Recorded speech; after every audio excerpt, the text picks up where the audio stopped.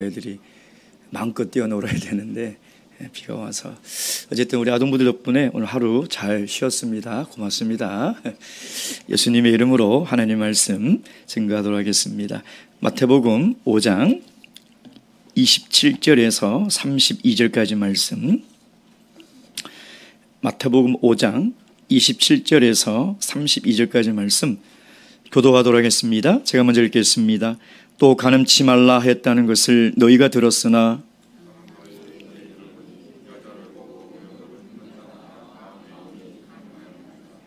만일 내 오른눈이 너로 실족해 하거든 빼어내 버리라. 내 백체 중 하나가 없어지고 온몸이 지옥에 던지우지 않은 것이 유익하며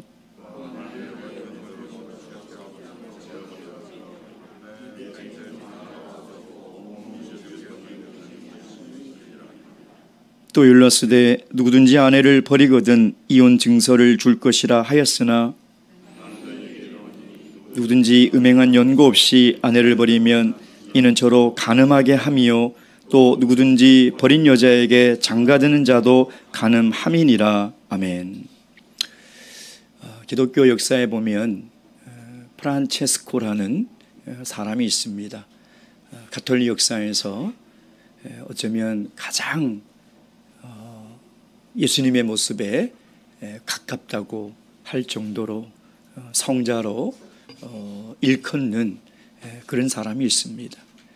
그의 성품이나 그의 영성을 보면 정말 예수님이 살아계셨다면 저렇게 살지 않았을까 할 정도로 늘 말씀과 묵상과 기도의 삶을 살아갈 뿐만 아니라 그는 부요함에 처할 수 있었으나 스스로 가난하게 되었고요. 또 수많은 병자들과 함께 평생을 보냈던 그런 아주 위대한 인물이었습니다. 근데 어느 날 추운 겨울날 한방눈이 내려서 이 온통 눈이 쌓여 있는데요. 이 프란체스코가 발가벗고 그 흰 눈에서 막 뒹굴면서 소리를 지르고 있는 거예요. 제자들이 얼마나 놀랐겠습니까? 그래서 막 뛰어가서 아니 프란체스코 지금 여기서 뭐 하는 겁니까? 라고 했더니 내 안에 들끓는 욕정을 참을 수가 없어서 내가 이러고 있습니다. 라는 것입니다. 정말 예수 그리스도와 너무나 닮은 삶을 살아가는 이 성자도 인간의 본능과 이 욕정을 억누를 수 없는 것이 사실은 너무나 솔직한 고백이 아니겠습니까? 오늘 예수님께서는 이 신의 산에서 하나님의 백성들에게 주신 직접 돌판에 새겨서 주신 10가지 계명 가운데 7번째 간음하지 말라 라는 이 계명의 진정한 의미가 무엇인지, 이 계명의 진정한 속뜻이 무엇인지를 오늘 우리에게 이야기하고 있다는 것입니다. 오늘 이 시간 하나님께 주신 제7계명의 진실한 뜻이 무엇인지를 잘 깨달아 하나님의 거룩한 성품에 참여하는 그런 저와 여러분이 되기를 주님의 이름으로 축원드립니다. 우리가 먼저 이 7계명에 대한 바리새인과 서기관들의 해석을 보아야 합니다. 27절 함께 읽겠습니다. 시작. 또 간음치 말라 하였다는 것을 너희가 들었으나. 이 말은 뭐냐면 예수님 당시에 바리새인과 서기관들은 간음은 행동으로 짓는 죄라고 해석하고 가르쳤다는 것이죠. 즉 간음하지 말라는 이 계명은 육체적인 간음으로 해석하고 가르쳤다는 것입니다. 자, 그러니 그들은 이 7계명에 대해서 그들은 무죄하고 그들은 이 계명을 지키고 있다라고 생각을 했다는 것이죠. 바리새인과 서기관들은 율법을 전문적으로 읽고 연구하는 사람입니다. 근데 사실은 하나님이 주신 이 율법의 진정한 의미와 목적에 관심이 없고 이해를 잘 못하고 있는 것이죠. 참 아이러니하죠. 율법의 전문가들이 율법을 이해하지 못하고 율법에 대해서 무지하고 있다는 것입니다. 어쩌면 이들은 십계명을 제대로 읽지 않았습니다. 이들은 하나님이 주신 가장 중요한 십계명에 담긴 하나님의 진정한 속뜻, 이 10가지 계명을 주신 하나님의 의도와 목적을 알지 못했다는 것이죠. 마태복음 22장 35절 말씀. 마태복음 22장 35절 35절 36절. 그 중에 한 율법사가 예수를 시험하여 묻되 선생님이여 율법 중에 어느 계명이 크니까?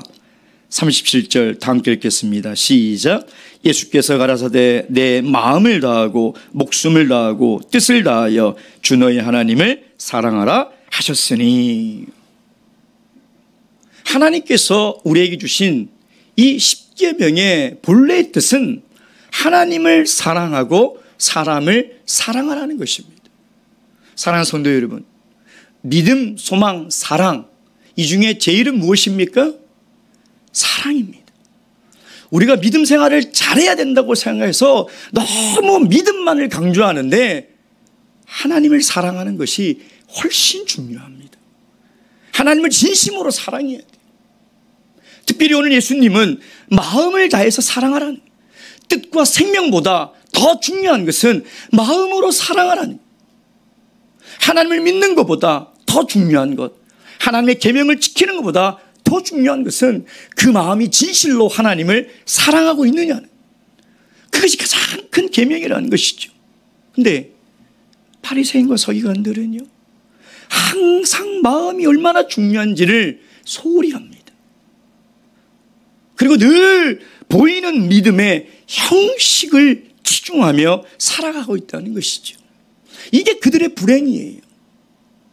예배를 드리는 것도, 기도를 하고 찬양을 하고 헌금하고 구제와 봉사를 하는 것도 열심히만 했지 그 동기가 정말 하나님을 사랑하는 마음으로 하지 않고 있다는 것이죠. 왜 이렇게 됐을까요? 왜 그들은 간음의 행위를 행하지 않았다고 나는 제 7계명을 범하지 않고 있어 라고 생각하고 있었을까요? 그건 죄에 대해서 이해를 하지 못하고 있거나 잘못 이해하고 있다는 것이죠. 여러분, 죄는 어디에 있습니까? 우리의 행위에 있습니까? 우리의 마음에 있습니다. 죄는 우리의 행동과 우리의 마음에 있는 것이 아니라 우리의 행동을 이끌게 하는 그 마음에 우리의 죄가 있다는 것입니다. 여러분, 요즘 감기 환자가 참 많죠. 자, 감기 걸리면 내가 감기 걸렸는지 어떻게 알 수 있나요? 기침이 나오죠. 콧물이 나오죠. 열이 나죠. 그걸 뭐라고 그래요? 증상이라고 하는 거예요. 증상. 근데 정말 감기 바이러스는 어디에 있나요? 우리 몸 안에 있어요. 질병은 우리 몸 안에 있다는 거예요. 근데 여러분 생각해 보십시오. 기침이 나지 않고 콧물이 나지 않고 열이 나지 않으면 어떻게 될까요? 죽습니다. 우리 인간은 죽어요. 감기 바이러스가 우리 폐를 망가뜨리고 우리의 장기를 망가뜨려서 우린 죽어요. 죄는 우리 마음에 있는 거예요. 근데 바리새인들과 서기관들은 죄가 어디에 있느냐? 행동에 있다라고, 행위에 있다라고 잘못 생각하고 있다는 것이죠. 그래서 그들은 간음이라는 직접적인 행위를 하지 않았기 때문에 죄가 없다고 생각하는 것이죠. 마치 기침이 나지 않고 콧물이 나지 않는다고 내가 감기가 걸리지 않았다고 생각하는 거지. 그 사람은 죽는다니까요. 여러분, 우리가 간음이라는 행동을 하지 않았다고 해서 우리 안에 죄가 없을까요? 죄책이 없을까요? 죄성이 없을까요? 그렇지 않다는 것입니다. 아담이 타락한 이후에 한 사람도 빠짐없이 모든 인간은 죄의 질병을 다 가지고 있다는 거예요. 자, 그래서 예수님은 어떻게 해석하십니까? 28절 다시 우리 본문 마태복음 5장 이 7계명에 대한 예수님의 해석을 한번 읽도록 하겠습니다. 시작. 나는 너에게 이르노니 여자를 보고 음욕을 품는 자마다 마음에 이미 간음하였느니라. 사실 좀 더 나은 해석이 뭐냐면 그 여자에 대한 음욕을 위하여 그 여자를 응시하는 모든 자는 간음하였느니라. 이게 좀 더 이 원문에 가까운 해석입니다. 어떻게 보냐면 음욕을 목적으로 품고 바라본다는 것이죠. 마음으로 간음했다는 거예요. 마음으로. 이 예수님의 설교를 듣고 있는 청중들은요, 큰 충격과 멘붕이 왔을 겁니다. 그동안 그들은 스스로 나는 간음하지 않았으니 나는 죄를 짓지 않고 살아가고 있다라고 생각하고 있는데 예수님이 마음으로 간음했다는 거예요. 여러분, 이 말씀요, 참 어려운 말씀입니다. 지금까지 간음하지 말라는 말을 들었으나 예수님의 해석은 마음으로 간음한 것이라고 이야기를 하고 있다는 것이죠. 우리도 이 말씀을 들으면 얼마나 무겁습니까? 이 세상에서 누가 이 말씀에서 자유로운 사람이 누가 있겠습니까? 한 사람도 없습니다. 이 계명에 걸리지 않는 사람이 누가 있겠습니까? 한 사람도 없습니다. 그러나 우리가 오해하지 말아야 될 것은 마음의 간음이 육체의 간음과 동일시한다는 것은 아니에요. 그런 의미가 아닙니다. 이 말씀을 읽으면 굉장히 끔찍하고 어떻게 예수님이 이런 말씀을 하실 수 있을까? 너무 잔인한 말씀이 아닌가? 이런 생각이 듭니다. 주님이 왜 이런 말씀을 하셨는지에 대한 의도를 잘 알아야 돼요. 그래서 예수님이 하신 말씀은 죄의 관점으로 이 말씀을 봐야 한다는 것이죠. 다시 이야기하면 간음을 했느냐 안 했느냐의 문제가 아니라 본질적인 죄가 뭐냐는 거예요. 죄가 뭐냐.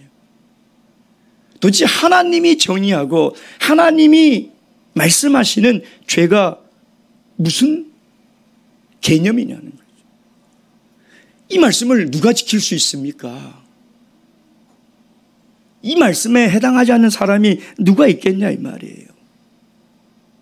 근데 예수님이 이 말씀하시는 것은 죄에 대한 이해를 가지라는 거예요. 여러분, 이것은 우리가 신앙생활함에 있어서 굉장히 중요한 겁니다. 죄에 대해서 이해를 하지 못하면요, 하나님의 은혜도 깨달을 수 없습니다. 죄에 대한 이해가 없으면 구원도 없는 겁니다. 죄에 대해서 정확하게 그리고 바르게 이해하라는 것이죠. 죄가 얼마나 교활한지 아십니까? 죄를 그렇게 가볍게 봐서는 절대 안 되나. 죄는 굉장히 교활하고 영악합니다. 그래서 죄는요, 우리가 행동하고 행위하지 않으면 아, 나는 죄를 짓지 않았어 라고 착각하게 만든다니까요. 이게 죄의 무서운 거예요. 얼마나 많은 하나님의 백성들이 이 죄의 교활한 작전에 다 넘어가서요, 나는 스스로 간음을 하지 않았으니 나는 죄를 짓지 않았다, 나는 의롭게 살아가고 있다라고 착각하며 살아가고 있다. 그 사람은요, 하나님의 은혜를 깨달을 수 없는 사람. 바리새인과 서기관들과 다를 것이 하나도 없는 사람이에요. 죄는 이렇게 교활해요. 여러분, 우리가 죄를 보십시오. 그뿐 아닙니다.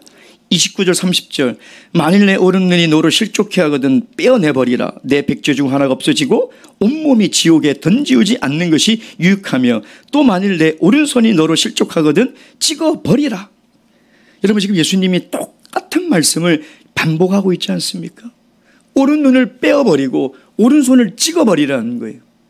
실제로 교회 역사에 보면요, 이걸 문자 그대로 해석해서 받아들여서 눈을 뽑고요, 손을 자른 시대가 있었습니다. 지금도 만민중앙교회라는 이단, 그 교회에서는요, 이 이단 교주 이름 갑자기 생각 안 나네요. 이재록, 이 사람이 계속 이 말씀을 가지고 이 음욕이 얼마나 무서운 죄인지를 하니까 거기 있는 성도들이요, 스스로 거절을 해버렸어요. 근데 그 사람들의 인터뷰를 제가 들었는데요, 그래도 음욕이 생기더래요. 제가 그걸 보면서 지금 21세기에도 이 말씀을 문자 그대로 해석해서 적용하고 가르치는 사람들이 있구나. 그것을 또 듣고 그대로 실천하는 사람들이 있구나. 깜짝 놀랐습니다. 여러분, 지금 이 예수님께서 말씀하시는 오른 눈과 오른손은 뭘 얘기할까요? 그러면 오른 눈을 빼면 왼 눈은 죄를 안 범하나요? 아니, 오른손이 죄를 지어서 찍어버리면 왼손은 죄를 안 범하나요? 그런 말이 아니에요. 오른손과 오른 눈은 가장 가치 있는 것이라는, 가장 가치 있는 것. 그 가치 있는 것을 내어 버릴 정도로 단호하게 죄를 제거하라는 것입니다. 예수님이 왜 이렇게 단호하게 얘기를 할까요? 죄가 그만큼 교활하기 때문에. 여러분, 하나님은 우리를 만드실 때 하나님의 형상에 따라 만들었다는 것은 사람은 다 존귀한 존재로 만들었다는 거죠. 사람 자체가 존귀하니 우리의 눈, 코, 입, 손, 발 귀하지 않는 것이 어디 있겠습니까? 그러니까 하나님은 이 귀한 모든 우리의 신체를 가지고 하나님의 영광을 위해서 가치 있고 영화로운 삶을 살아가라고 만들어 주셨는데, 죄는 그걸 어떻게 한다고요? 비틀어 버린다. 왜곡시켜 버린다는 거예요. 하나님이 주신 가장 가치 있는 것을 가장 타락한 도구로 만들어 버린다는 것이죠. 그게 뭐예요? 성.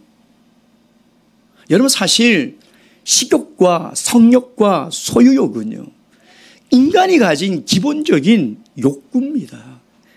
하나님이 주시는 거예요. 그거 없이 어떻게 살아갑니까? 근데 마귀는 그것을 비틀고 왜곡시켜서요, 그걸로 다 타락하게 만드는 거예요. 성은요, 하나님이 결혼이라는 제도 안에서 부부에게 주신 하나님의 축복이고 선물입니다. 근데 마귀는 그것을 왜곡시키고 비틀어 버린다는 것이죠. 왜 그럴까요? 30절에 그 이유가 있습니다. 온몸이 지옥에 던져지운다는 거예요. 결국 그 죄는 우리를 어디로 끌고 갑니까? 죽음으로. 성경은 분명히 이야기를 합니다. 죄의 삭은 사망이라는. 그래서 그 죄는 우리를 자꾸 죽음으로 몰고 가고, 죄는 모든 세상 사람들을 죽음으로 다 몰고 가는 거예요.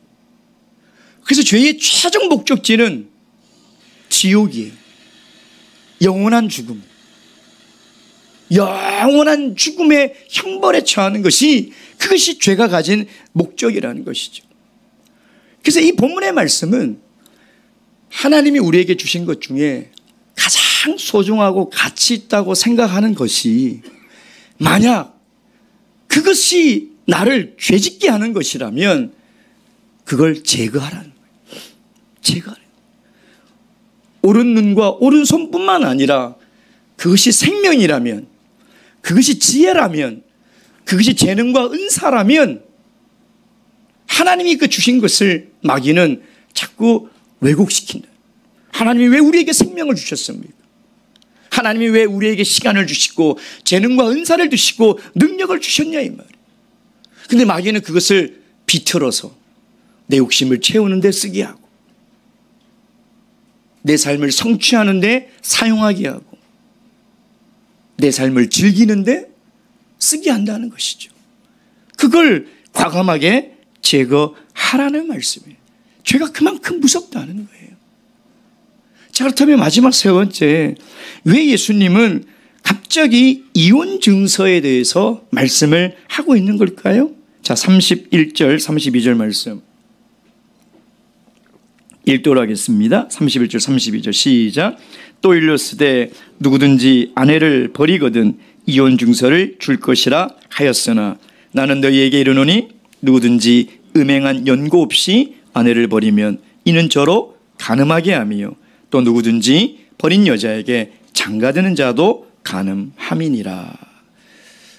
오늘은 이 말씀을 결혼과 이혼이라는 관점으로 말씀하지 않겠습니다. 물론 그렇게 우리가 말씀을 이해하고 이 말씀을 우리가 들어도 상관은 없습니다. 근데 오늘 예수님께서 간음하지 말라라는 이 말씀을 하시고 이 모세의 이혼 증서를 말씀을 하시는 것은 분명히 간음이라는 죄와 상관이 있기 때문인 것이죠. 그래서 결혼과 이혼이라는 관점보다는 오늘은 이 간음이라는 이 하나님의 이 7번째 계명의 관점으로 왜 예수님께서 이런 말씀을 하셨냐 이 말이에요. 이 모세의 그 이혼 증서를 왜 말씀을 하셨냐 이 말이에요. 자, 이 모세의 이혼 증서는 신명기에 기록되어 있죠. 신명기 24장 1절 4절. 신명기 24장 1절에서 4절까지 말씀 제가 읽겠습니다. 사람의 아내를 취하여 데려온 후에 수치되는 일이 그에게 있음을 발견하고 그를 기뻐하지 아니하거든 이혼 증서를 써서 그 손에 주고 그를 자기 집에서 내어 보낼 것이요 그 여자는 그 집에서 나가서 다른 사람의 아내가 되려니와 그 후부도 그를 미워하여 이혼 증서를 써서 그 손에 주고 그를 자기 집에서 내어 보내었거나 혹시 그를 아내로 취한 후부가 죽었다 하자 그 여자가 이미 몸을 더럽혔은즉 그를 내어 보낸 전부가 그를 다시 아내로 취하지 말지니 이 일은 여호와 앞에 가증한 것이라 내 아내는 여호와께서 내게 기업으로 주시는 땅으로 너는 범죄케 하지 말지니라. 자, 여기에 이 모세의 이혼 증서에 대한 내용이 나오고 있습니다. 근데 여러분, 간음에 대한 하나님의 처벌은 무엇입니까? 이혼 증서를 써서 주는 게 아니에요. 간음에 대한 하나님의 명령은 돌로 쳐서 죽이라는 것이죠. 이게 간음에 대한 형벌입니다. 근데 오늘 왜 지금 이 모세의 이혼 증서를 기록하고 이렇게 말씀을 하고 있느냐?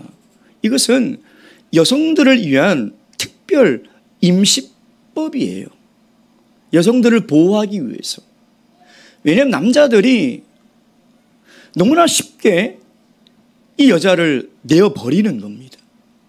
그럼 여자들은 이 남자의 보호와 도움 없이는 살아갈 수가 없는 거죠.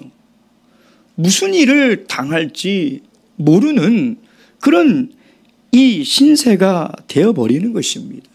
또한 간음은 돌로 쳐 죽여라 했기 때문에 이혼 증서가 있으면 그 죽임을 면할 수 있는 거예요. 그래서 이혼 증서를 준 것은 여성들을 위한 것입니다. 억울하게 또 부득이하게 이유가 있어서 이혼을 당했을 때 이 여자가 재혼할 수 있도록 또 사회에서 살아갈 수 있도록 하나님께서 배려하신 것이죠. 근데 이 이혼 증서를 바리새인과 서기관들은 왜곡했다는 거예요.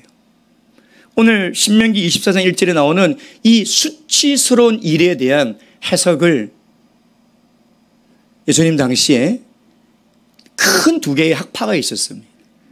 힐레 학파와 샴마의 학파. 샴마의 학파는 굉장히 보수적이죠.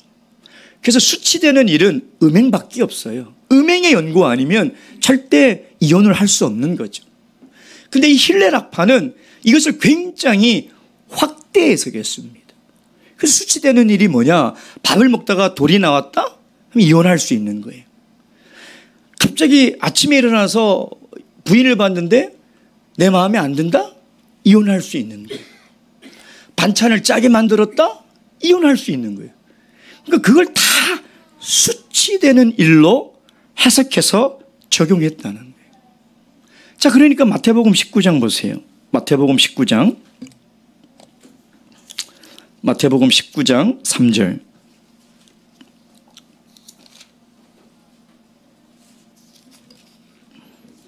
마태복음 19장 3절.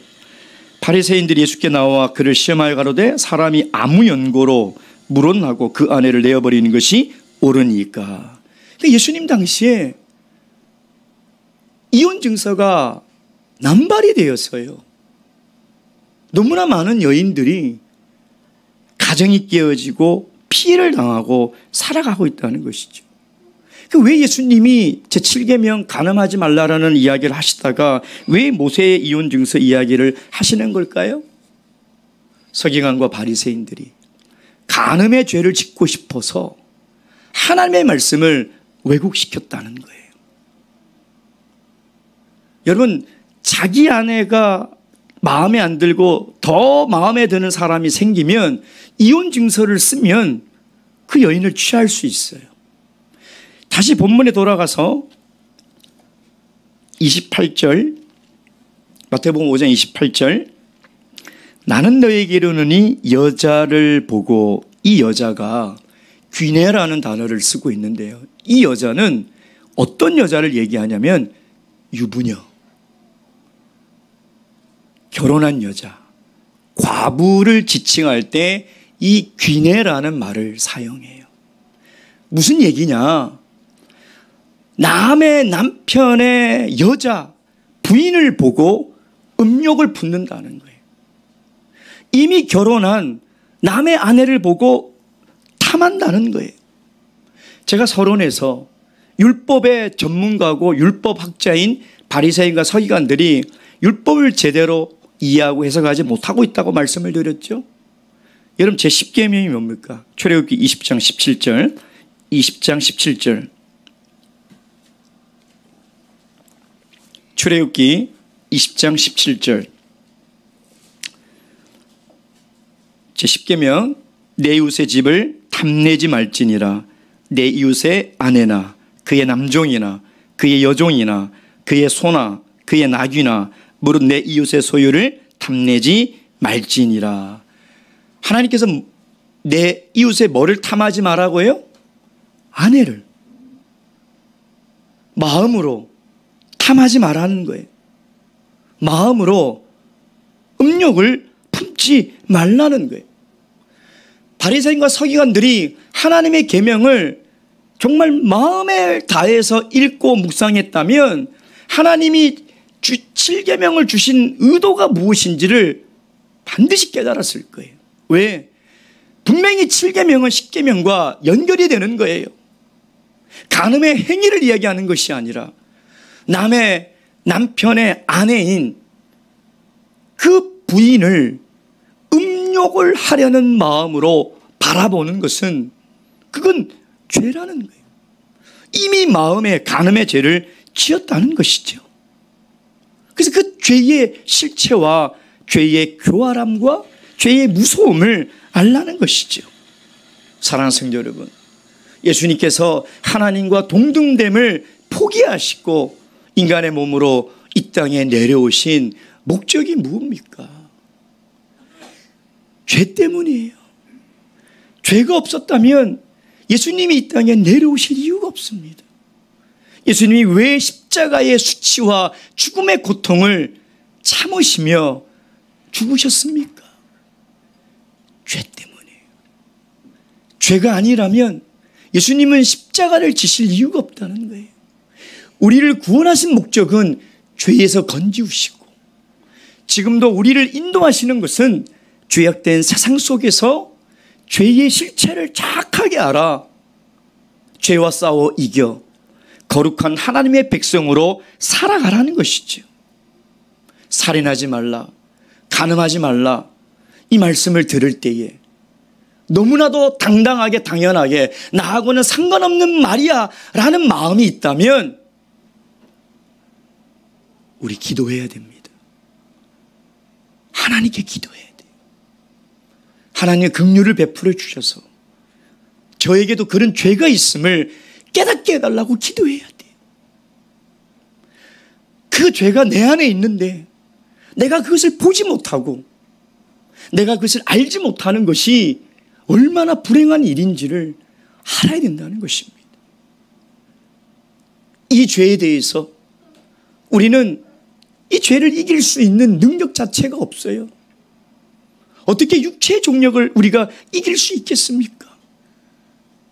그래서 우리는 심령이 가난한 마음으로 나는 도저히 이 죄에 대해서 이 죄를 이길 능력이 아무것도 없으니 하나님 도와주시고 지켜달라고 하나님의 긍휼을 구하며 애통하는 마음으로 살아가는 자가 복이 있는 자라니까요. 나는 그 죄를 짓지 않으니 나는 신앙생활 잘하고 있고 나는 살인하지 않고 간음하지 않으니 나는 하나님의 백성으로 살아가고 있다는 사람은 정말 불행한 사람, 하나님의 복이 없는 사람. 예수님이 산상수훈에서 이야기하는 진정한 복이 있는 사람은 심령이 가난해서 애통하는 마음으로 우리의 본질을 들여다볼 때 우리는 정말 구제불능이구나. 그래서 오늘도 하나님을 의지하고 하나님께 매달려야 살아갈 수 있는 죄인이구나. 이걸 깨닫는 사람이 복 있는 사람이란. 오늘 주님께서 하신 이 계명의 말씀을 통해서 주님 날마다 긍휼을 베풀어 주셔서 제 안에 있는 정욕의 마음을 씻겨주시고 제 안에 정욕의 마음을 일으키지 않도록 주님께서 보호해 주시길 기도하는 그런 복된 저와 여러분이 되기를 주님의 이름으로 축원드립니다. 묵도하시겠습니다.